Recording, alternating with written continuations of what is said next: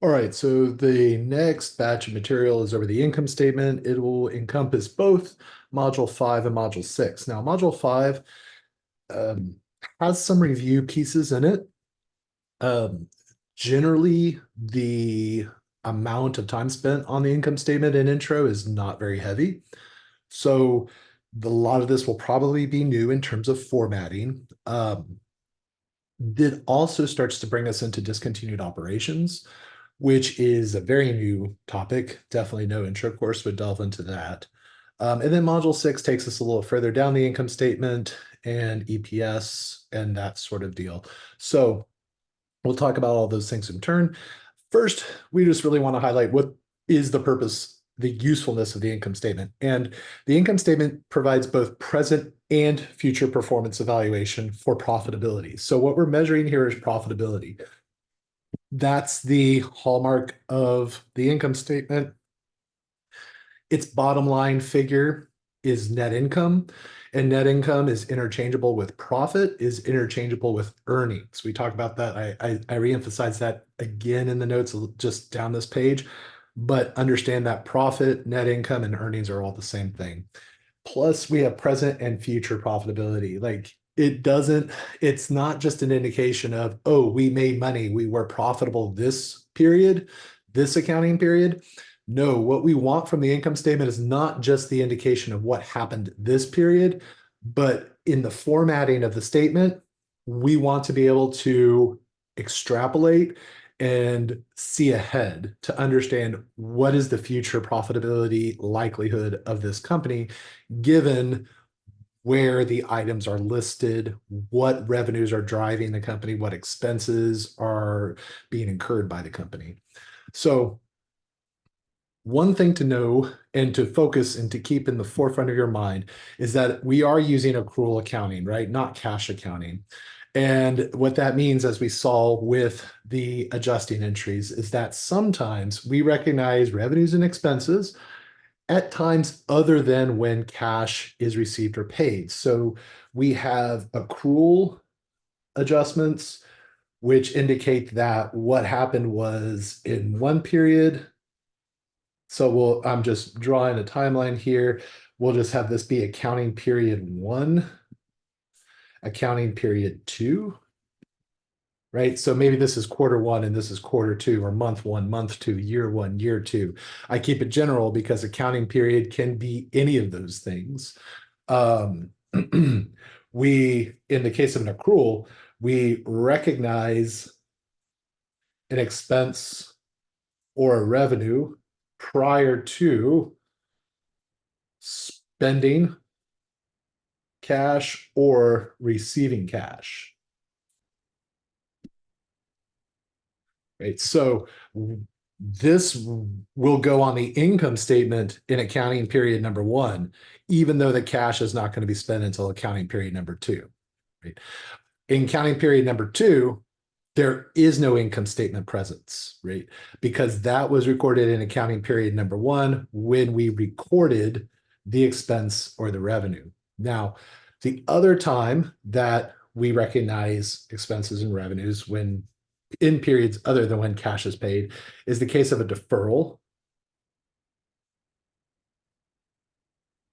And that's when we have the opposite going on, where we have this is accounting period number 1, this is accounting period number 2, and it's actually in accounting period number 1. Sorry, that not straight line really bugs me sometimes. So we receive or spend cash. And if we spent cash in accounting period 1, then maybe we're recognizing the expense still in accounting period number 2. Maybe we received the cash in accounting period number 1. Well, we are recognizing the revenue in accounting period number 2 still. Now that doesn't mean, right? So let's put this into the context of an example. Like we had a prepaid rent contract where we paid our rent up front for a number of periods. Well, yeah, we pay it here, We would recognize some expense at the end of accounting period number one with a deferral adjusting entry, but we would still be recognizing expense in accounting period number two. So we spent $100 here for, let's say, a 10-year contract where we are getting rent. We're basically prepaying our rent for 10 years, which that would be crazy, but go with it. Then yeah, maybe it's a $10 expense here, but then it would be a $10 expense here. So even though $100 was spent here, the income statements for the next 10 years would show $10 of expense, right? So that's what you have to keep in mind when you think of accrual accounting being how the income statement is presented, right? So not all of this, not everything on the income statement is cash based.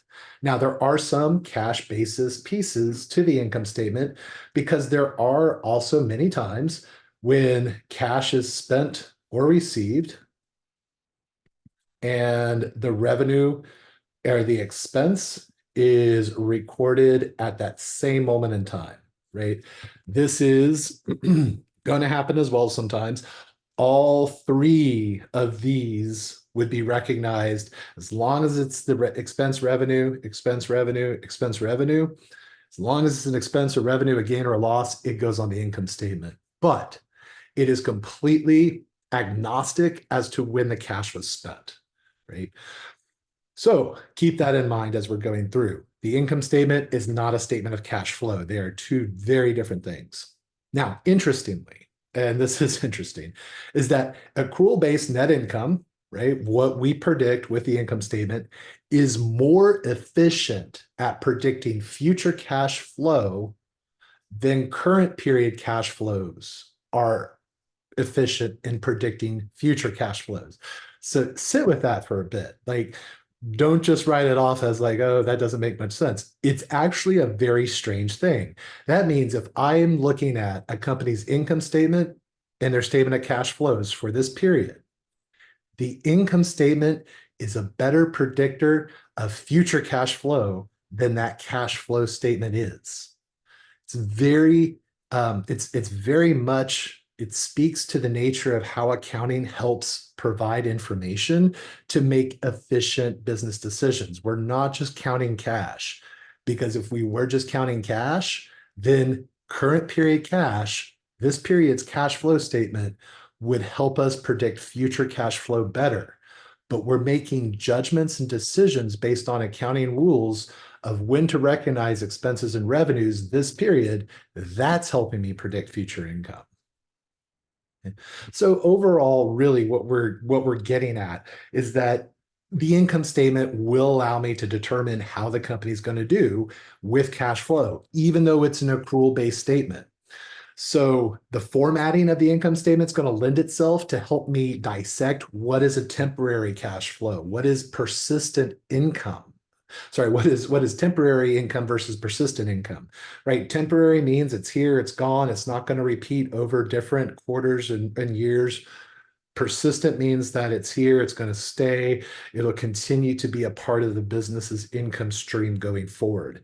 Very important when we're making investing decisions, credit lending decisions, things of that nature. And whereas with the balance sheet, we were listing the items in the order of liquidity, right? Current to long term. That was our big concern because we were assessing risk. What we're doing with the income statement is that we are listing them in the order of their expected persistence in future streams of income. So the most persistent items are at the top of the income statement. And then as we work our way down the income statement, these are less persistent items, typically speaking. Another small thing I want to address at the top is the quality of earnings. So as I mentioned before, net income, earnings, and profit are all synonyms. They can be used interchangeably. I still remember in my first accounting course intro at A&M, I took over the summer one summer, and the instructor kept saying earnings, and then she would say income, and then I was too embarrassed to ask at the time, are these the same things? They are indeed the same things. So understand income, earnings, and profit are all synonyms. Quality earnings quality refers to the ability of current earnings to predict future earnings, right? It's not a crystal ball, it's not exact, but it gives us a very good idea of what to expect down the road by looking at this period's earnings. And to that, we inherently bolster earnings quality, the ability to predict future earnings by formatting this statement such that the earnings that are going to repeat more frequently are listed at the top. They're more persistent. And as we work our way down the statement, those things are less persistent. One thing to know, and I mean, we could spend weeks just talking about earnings manipulations, earnings management. Um, but something to know is that not all earnings management is necessarily fraudulent, first of all. Not all earnings management is undesirable. And it will obviously, the fraudulent earnings management is extremely undesirable. But to some degree, there is a desire to want what we call smooth earnings, smooth earnings. And what does smooth earnings means? It means that we would rather have an earnings stream that was very predictable, high quality earnings. It was, for example, $14 this period, 16 the next, 19 the third period, right? Very smooth trajectory. We increased by $2, then we increased by $3. Well, hey, maybe we'll increase by $4 if this trend continues, versus spiky volatile earnings. Okay. $24 one period, $5 the next, 20 the next. I mean, we really don't know what to expect, right? It's almost it's killing us because we're just sort of like waiting for the next shoe to drop, the next bomb to drop, and maybe this 20 will turn into 2, maybe it'll go up to 40. I mean, this is a very erratic pattern of earnings. So smooth earnings are more predictable than earnings that are volatile. They exhibit a positive correlation with the next period's earnings. And honestly, investors, creditors want to see smooth earnings. That's a very assuring feeling to see this smooth path of 14, 16, 19, rather than the sort of like a 25, nope, now we're down to 5, now we're back up to 20. And like I said, I mean, who knows where we're going next? This becomes an open question versus the 14 to 16 to 19. I mean, it's like, okay, I can kind of feel, I know which company I would rather predict, right, than this one, which is all over the place. So this is an example of a multi-step income statement. A multi-step income statement is categorized. We have, and this is something that you are going to have to really get the lay of the land about. Like, what are the subtotals? In what order are the subtotals? What is subtracted where? So we always start with net sales. Now it's called net sales. Sometimes, if you ever see me refer to net sales, what net means is it is our sales revenue account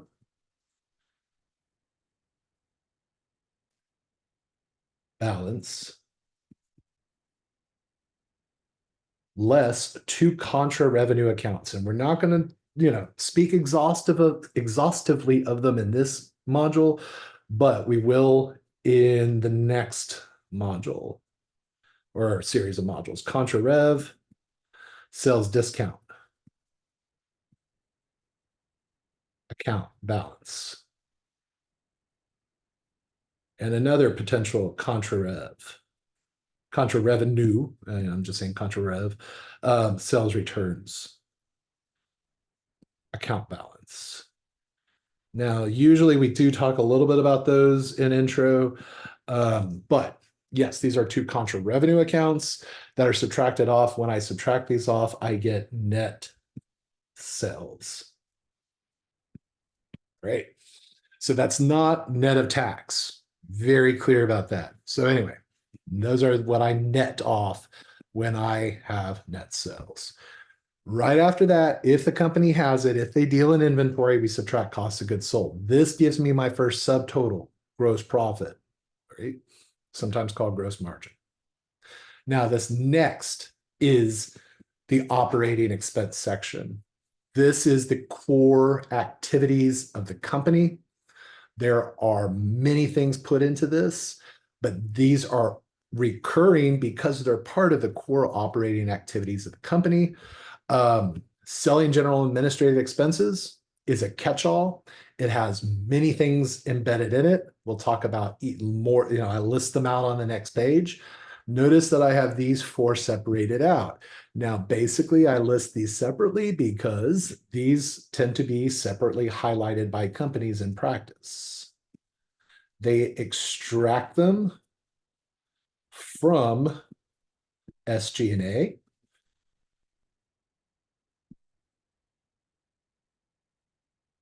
To showcase these separate from all of the other expenses. And we'll talk about why that is on the following page.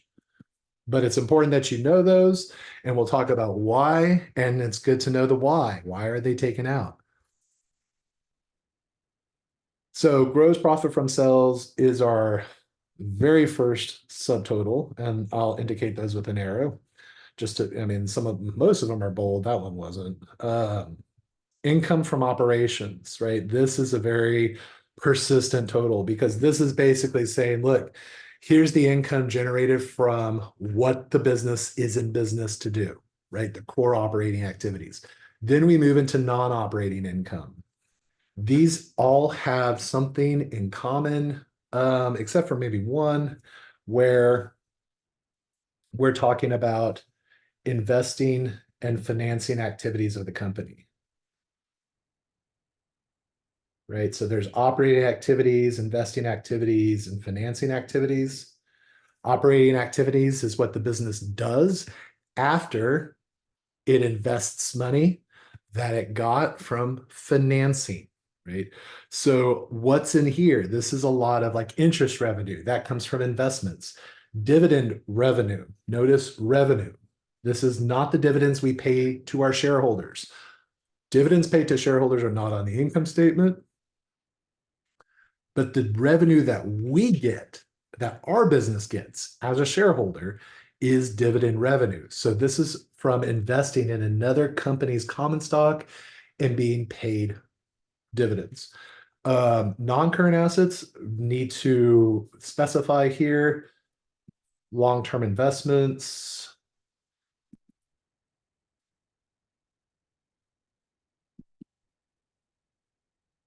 or bonds. Same down here, losses on the sale of non-current assets, really it's long-term investments and bonds.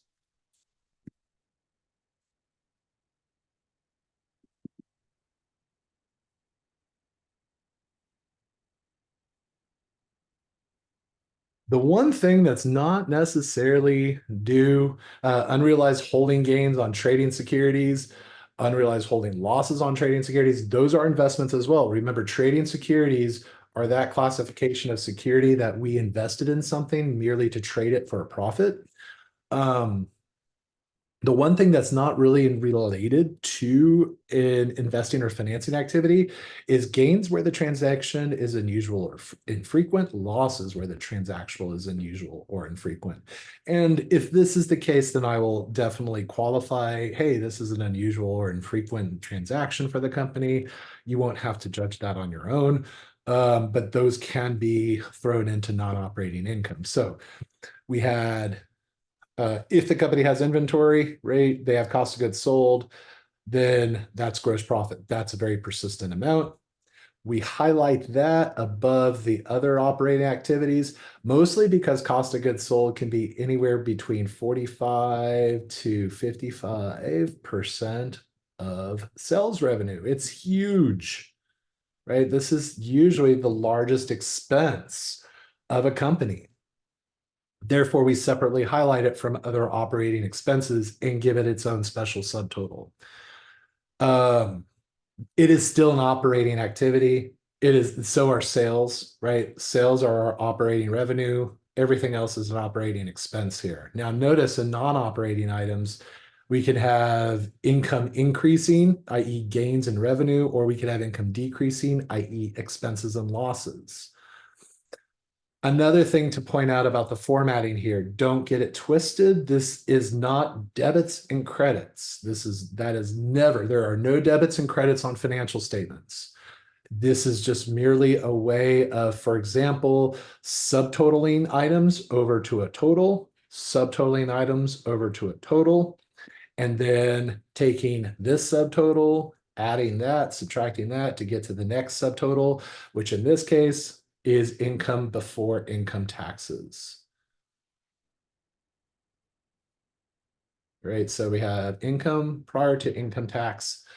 And now we take a tax expense. All of these items up here, all these amounts are pre-tax amounts, because then we take the total of all those items and then take tax expense on it, right?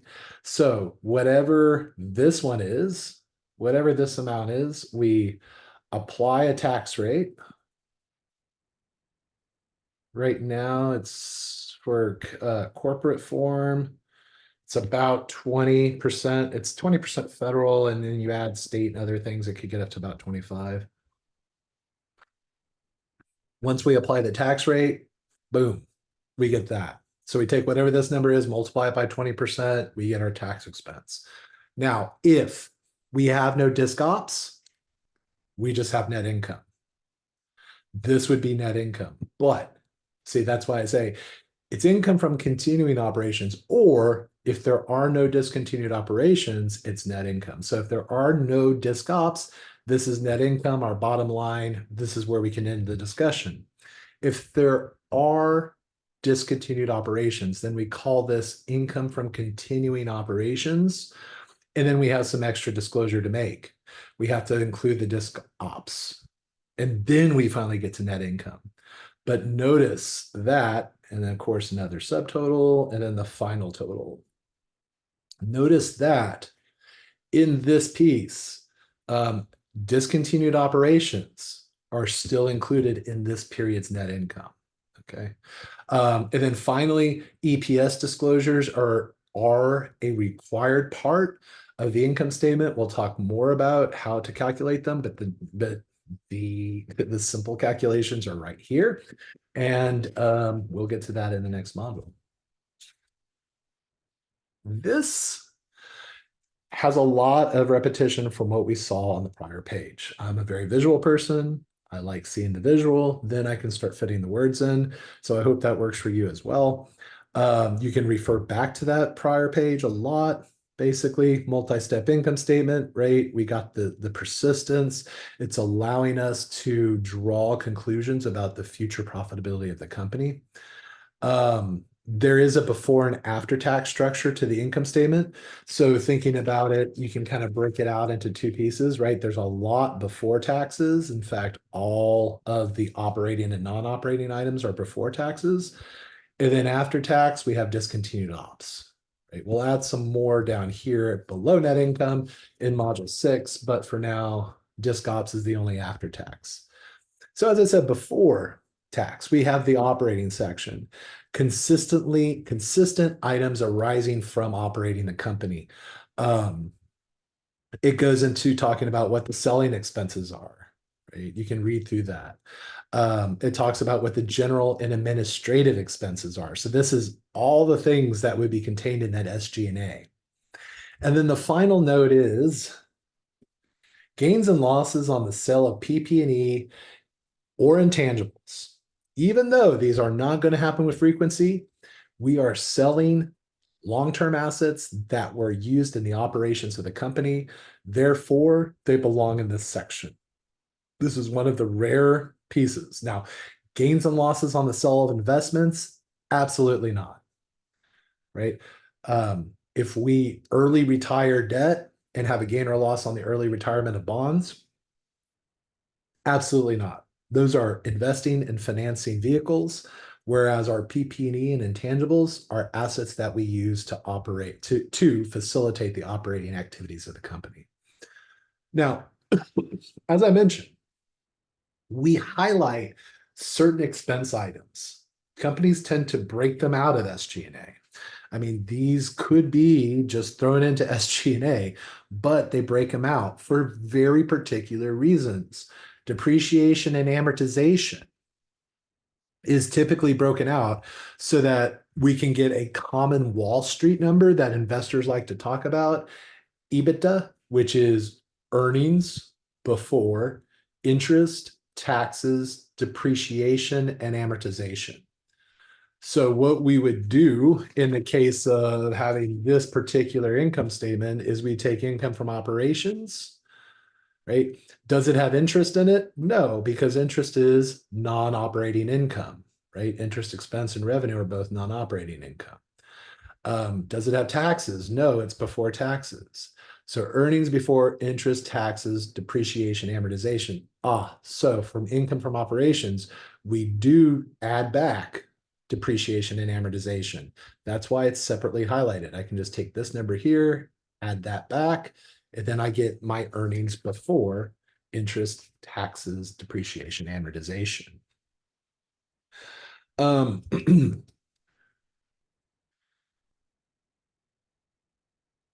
The others are important because of the nature of the expense, not just for facilitating Wall Street analysis. What we have with the restructuring cost and impairment. So restructuring costs are, think sort of a one-time bulk cost to retool or streamline our corporate operations to increase future profitability. So this might be us hiring a consulting firm to come in and help us figure out what ways we can restructure how we do business, right? This could involve severance for employees. It could involve any new processes or assets needed in order to enact the recommendations of the consultants. Impairments are very different. They're write-downs to the value of PP&E, intangibles, and investments. So basically, we can, at certain times, decide that it is more likely than not we have a long-term asset that's been impaired. Its value has been impaired, which means that it has been hindered, is deteriorated. We will not be able to make the money off of it we once thought we would. In this case, then we take the value and bring it down to a new estimated value. Again, this is usually separate. These two are usually separated out because they are not going to be persistent. They tend to be sometimes very large expenses, but will not then need to be reapplied in future periods. Oh, and the R&D section, which wasn't given its own bullet point here, but R&D is big. R&D expense. It's basically due to the fact that the any R&D costs on developing intellectual property, on developing new patented processes or devices, R&D expense points to potential future economic benefits.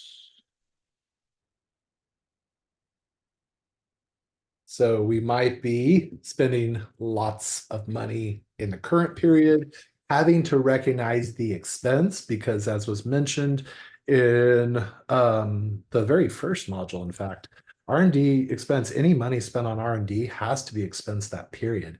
It's a conservative way of recognizing the fact that, hey, we're spending money, but we don't know when the future payoff is going to be, right? So we recognize the expense.